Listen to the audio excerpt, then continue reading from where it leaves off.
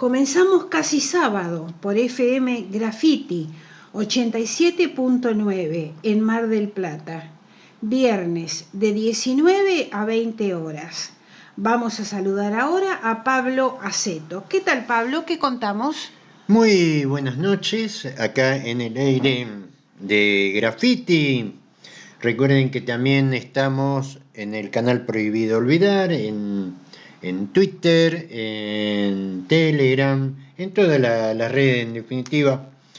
Un poco se va conociendo cada vez más esta propuesta que hace el Fondo Monetario, más bien tirando exigencia sobre la reforma tributaria en un sector pretende que la Argentina aumente un 1% del PBI. Estamos hablando de más o menos 6.000 millones de dólares. Estaría entre 550.000 y 6.000 millones de dólares. ¿Cómo lo quiere recaudar eso? ¿De dónde lo quiere sacar? Usted dirá que le cobren impuestos a Galperín, que tiene exenciones. Muchos millones tiene. Usted dirá y que le cobren impuestos a las petroleras, que se llevan todas las ganancias. A las grandes empresas. No, a los monotributistas. La verdad, insólito. Estamos hablando, por ejemplo, que, muchos están lanzados al monotributo por efecto de la marginación de una actividad formal. Ahora le dicen emprendedores. Yo me acuerdo cuando era chico, estaban los busca. Sí. Los busca, que eran los vendedores ambulantes, cosas así, que por lo común venían de Chile, me acuerdo. Que venían y se hacían una temporada acá, algún criollo también, pero básicamente venían de afuera.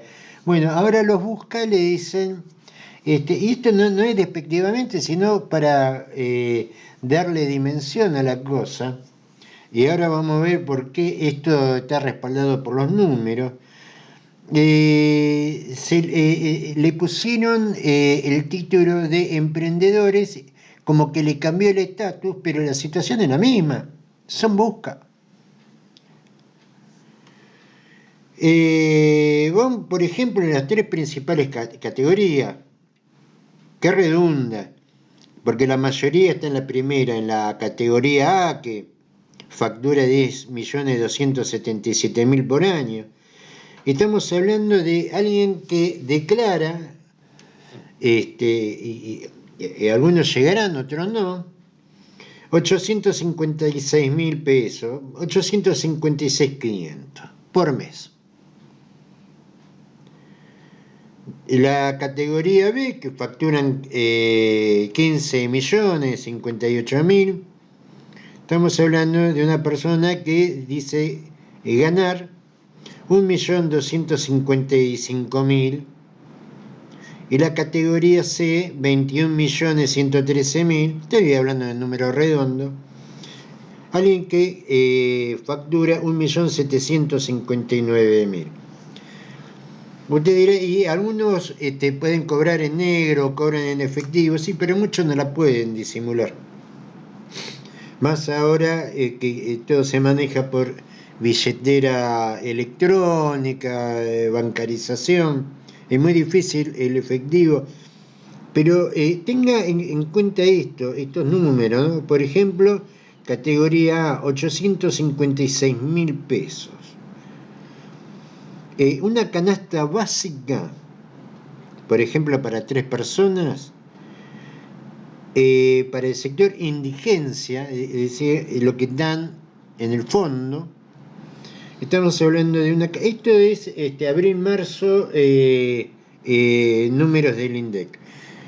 La canasta de indigencia es de 523, 524.000. La de pobreza, que sería indigencia contra remiendo menos, sería de 1.142.000. Por ejemplo, 4 personas. La de indigencia sería 658.000. La de pobreza 1.500.000, vamos a redondear. 5 personas, la de indigencia. Evidentemente de los 5 hay 2 que no comen porque no hay mucha diferencia con la de 4 personas. 692.000, la de 4 personas 658.000, no sé cómo, qué hacen con uno. De los 4 hay 4 y un fakir, no sé cómo será. Y la de pobreza es 1.506.000. Sobre las espaldas de esta gente se quiere recaudar 6.000 millones de dólares. ¿De dólares? De dólares. 6.000. Al año, ¿no? Eso es cierto. Sí, Por lo menos tuvieron esa diferencia. Para completar también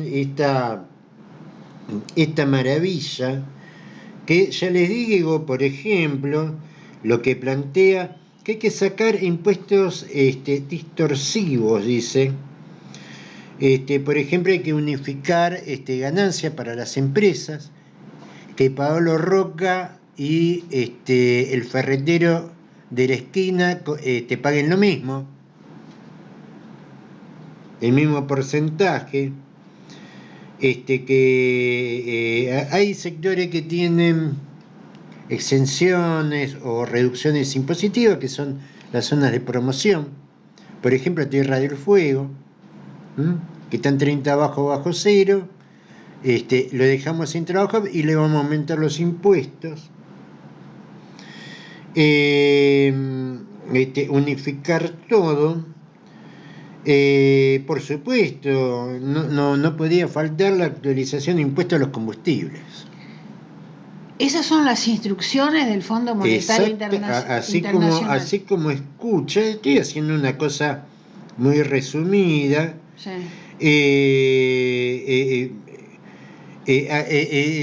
quieren? Es el combustible y el tributo que paga el tabaco. No quieren que fumen, te están cuidando, te aumentan el impuesto y también te aumentan el impuesto del combustible, con lo que, como más de una vez hablamos, aumenta el combustible y atrás aumenta todo porque es la base de costo de todo sistema de producción.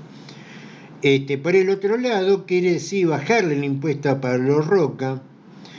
El FMI no se queja porque Galperín, que es la empresa multinacional hoy la más importante del país, no paga impuestos, por ejemplo.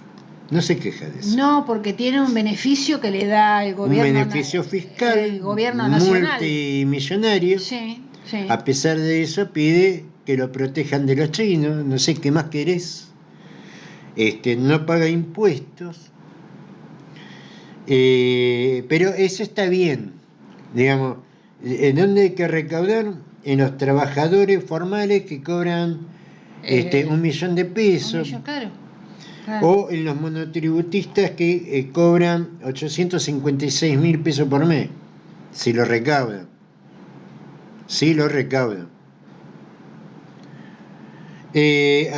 Sobre esos hay que recaudar, no sobre Galperín, no sobre Pablo Roca. También plantea sacar el impuesto al cheque y sacar también lo que serían las retenciones al agro, que eso dice distorsiona. Lo que aparentemente favorece a la economía es aumentarle los impuestos a una categoría A de monotributo, para que al final del camino tenga una jubilación miserable de 370.000 pesos. Digamos, algunos tienen esperanza, expectativa que esto va a cambiar. Mire, la política están ordenando los números de esta manera. Vea usted por qué razón va a pasar otra cosa. El gobierno nacional quitó pasajes gratuitos para personas con discapacidad trasplantadas y niños con cáncer. El gobierno nacional decidió poner fin al mecanismo mediante el cual el Estado compensaba económicamente a las empresas de micros de larga distancia por los pasajes gratuitos otorgados a personas con discapacidad. La medida quedó formalizada este martes a través de la resolución 28 del 2026 de la Secretaría de Transporte publicada en el Boletín Oficial. A partir de ahora, las compañías continuarán obligadas a entregar boletos sin cargo, pero dejarán de recibir reintegros estatales por ese servicio. El beneficio alcanza a personas con discapacidad, pacientes trasplantados o en lista de espera para trasplantes y también a niños y adolescentes con cáncer. Desde el Gobierno Nacional aclararon que la eliminación del esquema de compensaciones no modifica el derecho de acceso gratuito al transporte. En el documento del Boletín Oficial remarcaron que la gratuidad de los pasajes seguirá plenamente vigente, por lo que las empresas deberán cumplir con esa obligación.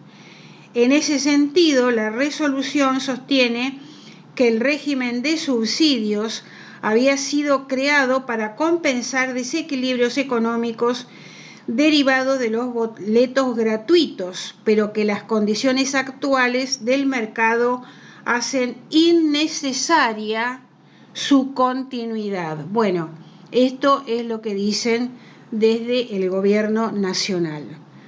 Vamos ahora a escuchar la columna de Carlos Juncos. Muy buenas tardes, estimados oyentes. Sean todos muy bienvenidos a esta nueva entrega de la columna internacional para el programa Casi Sábado, que se emite todos los viernes a partir de las 19 horas por Radio Graffiti Mar del Plata. Bueno, como hacemos siempre, tendremos un pequeño repaso del clima en nuestra ciudad, que hemos tenido una semana bastante interesante, con días muy fríos y algunos no tanto. Pero de todas maneras, el clima está bien, está estabilizado, no ha llovido. Digamos, estamos pasando días próximos, aproximándonos al invierno, como corresponde, si no estamos en pleno otoño. Así que bueno, ya terminando el mes de mayo, increíblemente estamos a punto de entrar ya en el mes 6 del año, en junio. Este año va pasando muy rápido, por lo menos para mí, y creo que para todos nosotros. Y bueno, dicho todo esto, pasemos directamente a la cuestión que nos atañe en esta columna, la cuestión internacional. Y bueno, para empezar con esto, quería hacer una pequeña reflexión porque nuestro planeta está siempre en conflicto, ¿no? Siempre hay grande cantidad de conflictos y actualmente guerras en curso, hay un montón de guerras. A principios de este año, en enero de este año, había alrededor de 10 de guerras de alto nivel, digamos, de alto impacto, y después había una gran cantidad, algo de 100 conflictos de baja intensidad, llamados así, ¿no? Conflictos de baja intensidad. Quiero aclarar que estas son mediciones que se hacen a nivel internacional, digamos, para evaluar estas cuestiones, pero en realidad en todos hay muertos y en todos hay violencia, ¿no? O sea, lo que pasa es que los conflictos de alta intensidad se denominan aquellos donde hay gran despliegue militar y donde además, bueno, muere más de 1000 personas por año, ¿no? En el conflicto, como consecuencia directa del conflicto. Y otros que son de baja intensidad, pero que en realidad implican lo mismo, una gran cantidad de muertes en el año y de situaciones que ponen a la población en riesgo constantemente. Es decir, un planeta que no está nunca en paz.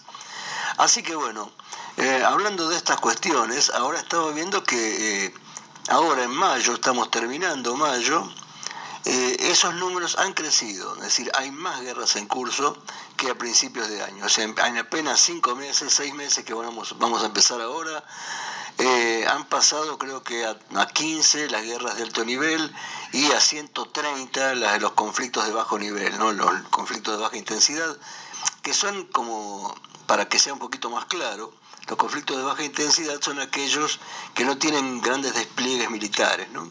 Pueden ser conflictos fronterizos, guerras civiles, pequeñas guerras internas dentro de los países, que igual causan una gran cantidad de desastres y de muertos, ¿no? Los narcotráficos, las guerras, esta nueva versión, digamos, bandas violentas, bandas de delincuentes violentas, que no son mandados por ninguna ideología, ¿no? O sea, narcotraficantes y ese tipo de cosas, que también tienen sus pequeños ejércitos y generan estos conflictos de baja intensidad, pero que, reitero, de baja o de alta intensidad muere mucha gente. Así que bueno, vamos a preguntarle a nuestra querida amiga Inaya cómo estamos con respecto a estas cuestiones. A día de hoy, en mayo de 2026, la cifra de conflictos varía significativamente según el baremo que utilizan los organismos internacionales para medirlos. Conflictos de alta intensidad y guerras abiertas. Se contabilizan entre 10 y 15 guerras mayores en este momento, definidas como aquellas con enfrentamientos militares directos y a gran escala que provocan miles de víctimas mortales al año. Total de conflictos armados activos. Si incluimos guerras civiles de menor intensidad, insurgencias, conflictos fronterizos crónicos y violencia armada de cárteles o milicias, el Comité Internacional de la Cruz Roja, CICR, y la Academia de Ginebra reportan más de 130 conflictos armados activos en todo el mundo. Esta cifra se ha duplicado en los últimos 15 años. Los focos geopolíticos más críticos en mayo de 2026, los analistas de defensa y organismos internacionales dividen la situación actual en 3 grandes bloques. 1. Las grandes guerras globales, focos de alta intensidad.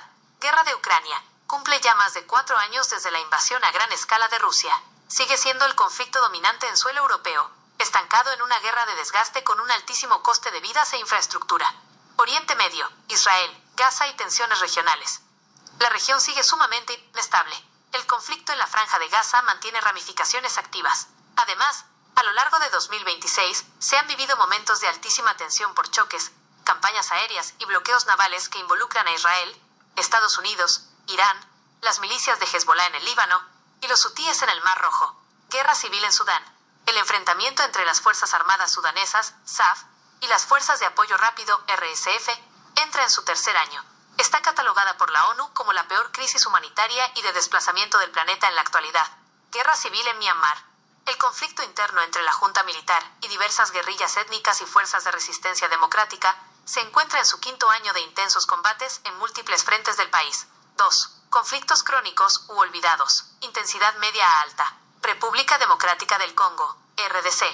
Los combates en el este del país se han recrudecido, especialmente con la ofensiva del grupo rebelde M23, el Sahel, Mali, Burkina Faso y Níger. Insurgencias yihadistas activas combinadas con una fuerte inestabilidad política tras los sucesivos golpes de Estado de los últimos años.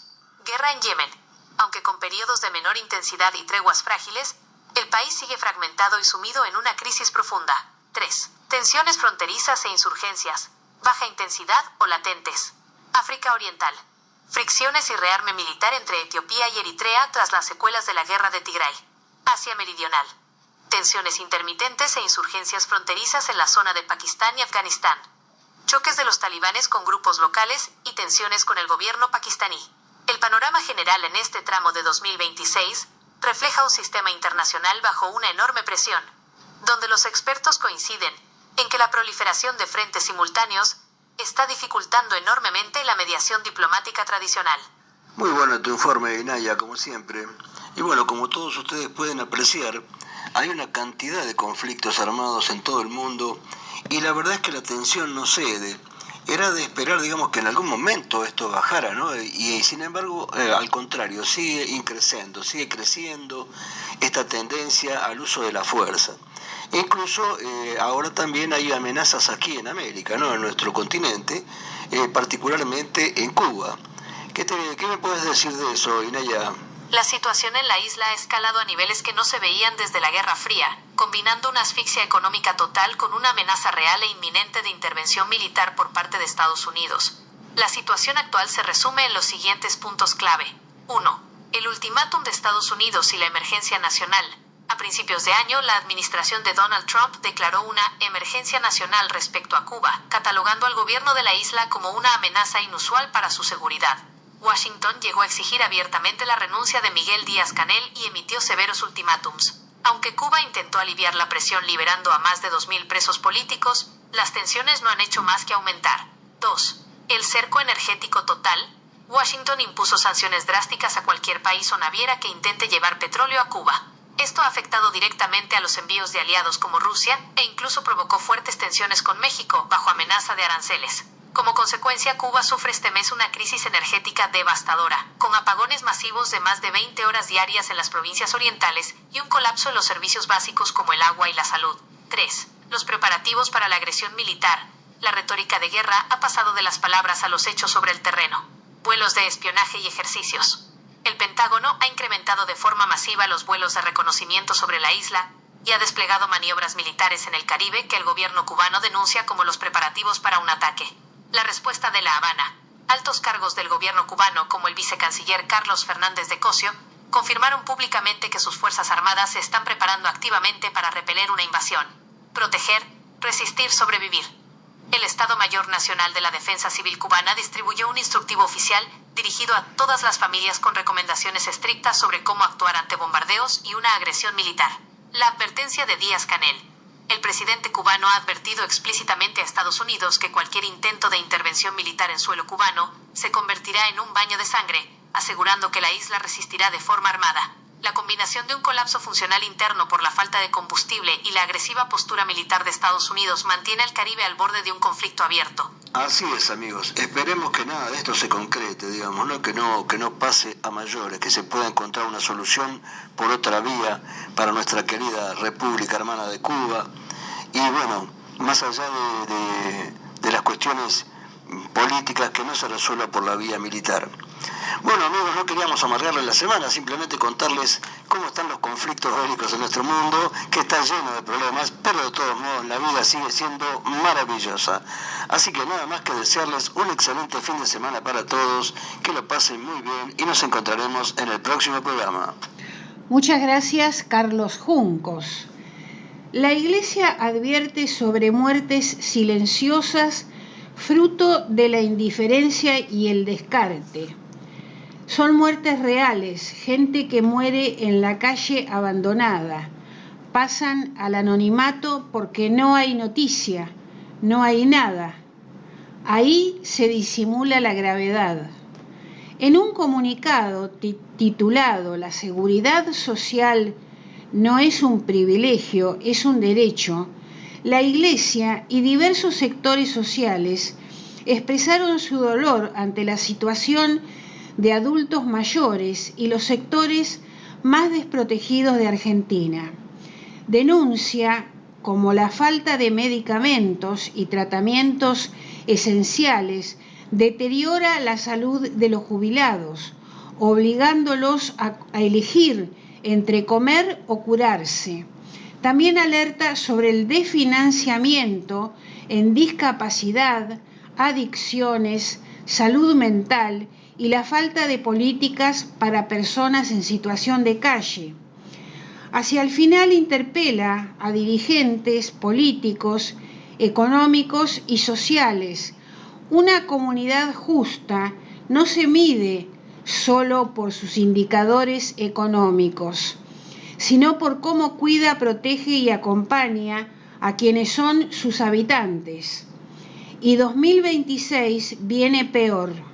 El primer semestre de 2025 cerró con 63 muertes de personas en situación de calle. El 60% de los que hoy duermen en la calle cayeron en esa situación en los últimos 2 años. Sin cambio de política, el número va a seguir subiendo. Si en 2025 no alcanzó, ¿qué nos espera cuando llegue el frío de 2026? No son números, son personas. Y si no se cambia el rumbo, 2026 va a ser peor. Bien, dejamos aquí y vamos ahora a la columna de Carlos Matos. El derecho a transitar nos iguala. Hola Pablo, ¿qué tal? Gloria, ¿cómo estás Carlos? Nuevamente casi sábado. Y en el candelero tenemos la cuestión del transporte nuevamente. Esta semana, de acuerdo al boletín oficial, se quitan los subsidios a los transportes de larga distancia en relación al cupo de personas con discapacidad. Vamos a desarrollar la semana que viene esto, porque por otro lado hay una gran confusión en todo el grupo de personas con discapacidad, o en gran parte del grupo, no en todo, sino en gran parte del grupo de quienes interactuamos, porque en el mismo boletín se dice, bueno, las empresas igual van a tener que emitir esos pasajes. Sabemos que eso no es tan claro, pero lo dejamos para otro momento. Ahora vamos a charlar unos minutos con una amiga nuestra, con Natalia Palmich, que es transportista. Ella es prestadora en cuanto al traslado de personas con discapacidad.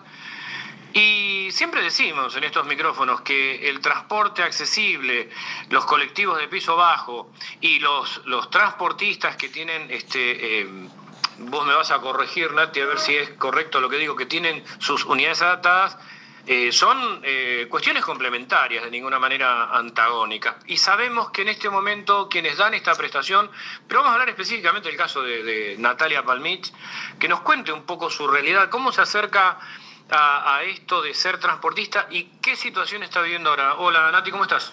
Hola Carlos, ¿qué tal? Buenos días. Bueno, te agradezco el tiempo y el espacio.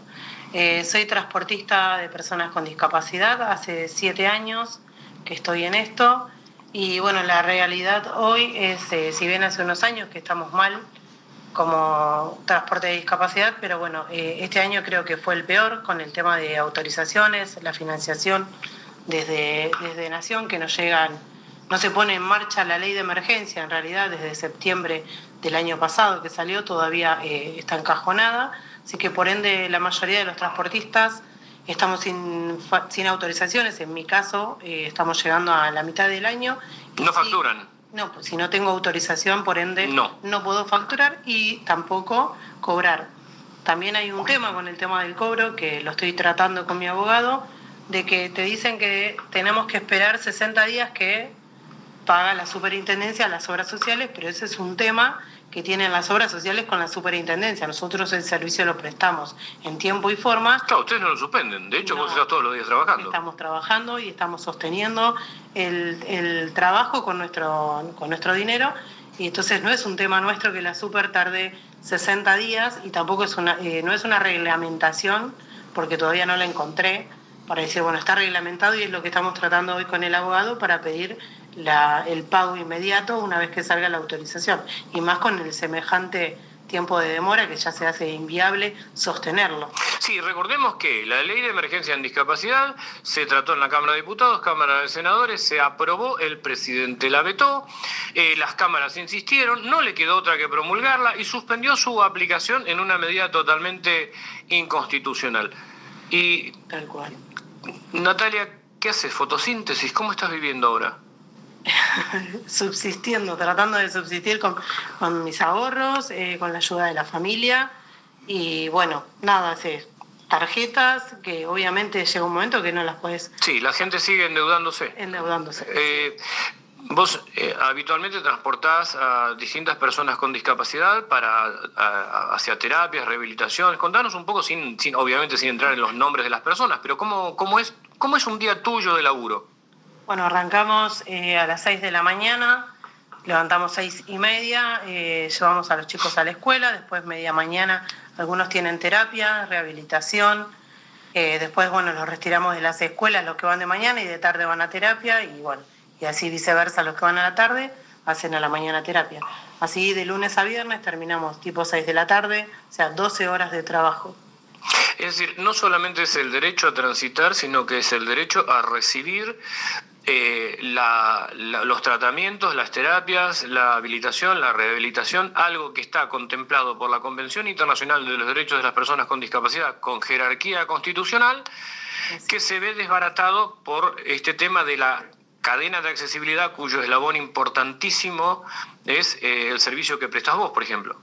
Tal cual, es así. Yo en este momento creo que es un sarcasmo lo que nos están haciendo, lo que están haciendo las personas, lo que están haciendo con la salud, porque realmente es un derecho, lo mismo que la escuela, estar escolarizados. Todavía hay chicos que están sin poder ir a la escuela, o sea, es horroroso lo que estamos viviendo, lo que están haciendo. Estamos finalizando el mes de mayo y hay chicos que no han podido ir a la escuela. El otro día estuve en el consejo escolar hablando con la persona de transporte y me decía que hay todavía chicos que están en lista de espera porque no consiguen transportes, porque no hay transportes accesibles. Se está violando entonces no solamente el derecho a la salud, el derecho a transitar, sino también el derecho a la educación, que además en nuestro país es una obligación. Es decir, por un lado el Estado impone una obligación que está bien, la obligación de educarse, de educar a los niños y niñas ya en la escuela primaria, pero por otro lado el mismo Estado vulnera y viola esos derechos. Es así, está vulnerando los derechos a la escolaridad, los derechos adquiridos con la ley 24.901, está vulnerando todos los derechos, nos están quitando los derechos. Y aparte, también el tema de no solamente del transporte de discapacidad, sino del transporte público. Exactamente. El transporte público también es importante. Hay mucha gente que no usa el transporte de discapacidad, sino se maneja en transporte público, personas con discapacidad, mamás con carritos, adulto mayor, y tampoco tienen accesibilidad porque los vehículos, las unidades no les andan las rampas. En realidad, yo hace 11 años estuve en Buenos Aires y vi los colectivos de piso.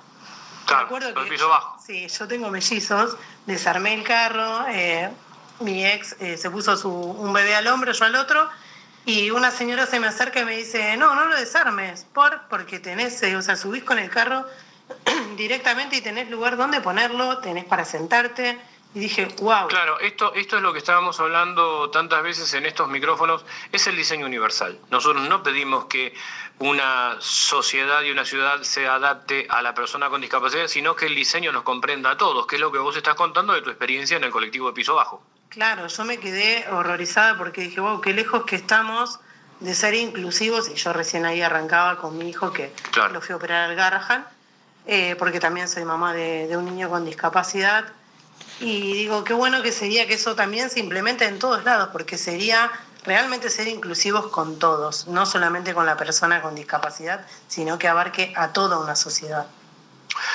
Natalia Palmich, muchísimas gracias por estos minutos. Te vamos a seguir convocando porque esto no se ve que la solución sea inmediata. Esperemos que sí lo sea, pero te vamos a convocar dentro de un par de semanas para ver cómo evoluciona. Muchísimas gracias por estos minutos en Casi Sábado. Muchísimas gracias, Carlos. Saludos a la audiencia y cuando quieras a disposición.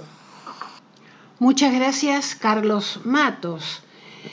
Según la encuestadora Subán Córdoba, más de la mitad de los argentinos no está dispuesto a apoyar una eventual reelección de Milei. El trabajo de la consultora, que analizó la potencialidad de voto de Milei y otros actores políticos de primera línea, revela que el 57,2% no lo votará en las elecciones presidenciales del año próximo. En cuanto a la división por grupos etarios, en todos los casos, la opción no lo votaría supera al lo votaría. En la franja de 18-30 años, la negatividad es del 45%. Entre los votantes de 31 a 45, el porcentual sube al 63,1%. En el segmento de 46 a 60 años, dicha opción marca el 59,3% y los votantes de más de 60 años el 50,7%, tampoco lo votaría en 2027. Desglosados los resultados por género entre los varones, un 55,7% afirmó que no lo votaría, un 37% que lo votaría y el 7,3% aseguró no saber. Por su parte, entre las mujeres, la negatividad del voto asciende al 58,6% y la positividad baja a un 26,3%. En resumen, de acuerdo a la encuesta de Subán Córdoba, solo el 18,7% de los encuestados respondió con seguridad que lo votará. El 12,7% respondió con un condicional lo votaría y un 11,4% aseguró no saber qué hará con su voto el año próximo, lo que deja al mandatario con un potencial de 30,1% de votantes, similar al porcentaje que La Libertad Avanza obtuvo en las primarias de 2023. Muy bien, dejamos acá y vamos, Pablo, ahora a la columna de Alberto Cortés. Desde 1955, con el golpe fusilador que derrocó al segundo gobierno de Perón, los sectores oligárquicos de Argentina han ido avanzando en sucesivas oleadas con el objetivo de desmontar el estado de bienestar y la existencia de una importante clase media, entre comillas, concepto poco científico pero ilustrativo, bastante mayor que en los demás países latinoamericanos. Aunque parte de esos avances reaccionarios se dieron incluso dentro de las etapas finales de gobiernos peronistas que habían permitido progresos sociales en sus inicios, Plan de Emergencia Económica de 1952 y Congreso Nacional de la Productividad y Bienestar Social de 1955, Rodrigazo de 1975, convalidación del fraudulento acuerdo de Macri con el FMI en 2022 y caída del salario real durante el gobierno del Frente de Todos. Los más brutales y estructurales se dieron bajo dictaduras: ingreso al FMI en 1956, Ley de Entidades Financieras de Martínez de Hoz, o gobiernos abiertamente neoliberales, privatizaciones durante el menemato y el gobierno actual, incluyendo en todos ellos aumentos fenomenales de la deuda pública. Estos cambios estructurales se reflejan en índices como los de pobreza e indigencia, que rondaban un 10% o menos al cabo del primer periodo peronista, trepando a casi el 42% a fines de 2023. Paralelamente, ha aumentado la concentración de riqueza en una pequeña minoría de muy altos ingresos. Las clases dominantes son conscientes de que modificaciones estructurales a su favor, logradas durante los gobiernos más abiertamente serviles a sus intereses, son luego difíciles de revertir bajo otros, de signo más o menos progresista. Además, en el caso argentino especialmente, estos han sido, en distintos grados, particularmente timoratos en animarse a proponer reformas de fondo. Por ello celebran cada cambio regresivo en las leyes y normas, así los días del gobierno oligárquico que las perpetra estén contados. El acelerado declive en las expectativas mileístas de parte sustancial de la población tiene como raíz fundamental la toma de conciencia del carácter ruinoso para la mayoría de los argentinos de la política del régimen. Esa ruina es la contracara necesaria del festejo del círculo rojo, entre comillas, o su nombre más tradicional, oligarquía, que ve, si no en todos los casos, incrementar sustancialmente sus ganancias en el corto plazo, al menos sentarse las bases para aumentarlas en el mediano. Pero el detonante ha sido, sin duda, la exposición a cielo abierto de los innumerables escándalos de corrupción que atraviesan a funcionarios y legisladores libertarios, condimentados con varias internas al desnudo. Le urge entonces a Milei, que apostó a sostener al más visiblemente corrupto, Adorni, en la esperanza de que el tiempo y las amenazas a la justicia lo blanqueen, que se hable de otra cosa. Así envió al Congreso, o aceleró en el mismo el tratamiento de, una serie de iniciativas que, mediante acuerdos con la pseudo-oposición macrista radical y negociaciones con algunos gobernadores, donde la moneda más preciada podría ser prometer a renunciar a competirles en sus territorios en elecciones provinciales, logró aprobar, media sanción, la ley hojarasca, nombre con el que se oculta el retiro del Estado de regulaciones al patrimonio cultural y la investigación y producción pública de medicamentos, entre otros, y la de zonas frías, aumentando sustancialmente el costo del gas domiciliario a más de 3 millones de usuarios. Con análogo criterio, pretende derogar la ley de etiquetado frontal y aumentar sustancialmente los ya leoninos beneficios del RIGI, régimen de incentivo para grandes inversiones. La ley de etiquetado, octógonos negros, aprobada en 2021, obliga a los fabricantes de alimentos industrializados a advertir visiblemente al comprador sobre excesos de azúcares, calorías, grasas, etc., de modo de orientar hacia la compra de productos más sanos. Claramente, una medida en favor de la salud pública, especialmente en un milenio en el que viene creciendo alarmantemente la epidemia de enfermedades no transmisibles relacionadas directamente con la nutrición deficiente por consumo excesivo de ciertos productos procesados, obesidad y sobrepeso, diabetes, etc. Una ley similar se aprobó en México con anterioridad, después de que los responsables sanitarios del gobierno AMLO concluyeran que es imposible resolver la crisis del sector salud en ese país sin un cambio radical en la alimentación de la población. La mayor multinacional productora de alimentos, la suiza Nestlé, presionó al gobierno de ese país europeo para interferir y obstaculizar la implementación de esta y otras normas mexicanas en el mismo sentido, y presentó un amparo ante la Corte Suprema Mexicana que fracasó. Los diarios El País de España y el Financial Times revelaron informes internos de Nestlé reconociendo que más del 60% de los productos que vende no son saludables y que algunas de las categorías de bebidas y alimentos que produce nunca lo serán por mucho que se renueven. También se documentó el cabildeo de Nestlé contra las normas mexicanas para proteger, promover y apoyar la lactancia materna. En Argentina, Arcor se sumó al mismo lobby anti-etiquetado. Pasado en limpio, las principales empresas productoras de alimentos envenenan a sabiendas a la población. El Congreso argentino les puso límites en 2021 y ahora Milei pretende restaurarles la, entre comillas, libertad de envenenar. Redoblando la apuesta del RIGI, orientado principalmente a las grandes inversiones en petróleo y minería, que ha generado grandes promesas de inversión, pero muy pocas efectivas, el Super RIGI pretende otorgar ventajas de excepción a multinacionales vinculadas principalmente al meganegocio de la inteligencia artificial, incluyendo reducciones impositivas, aduaneras, desregulación cambiaria, prohibición de paros y el compromiso del Estado a garantizarles estabilidad de sus privilegios durante 30 años, condicionando a los próximos gobiernos y a las provincias. A cambio de casi nada, pagarán menos impuestos que cualquier pyme y tendrán todo tipo de ventajas.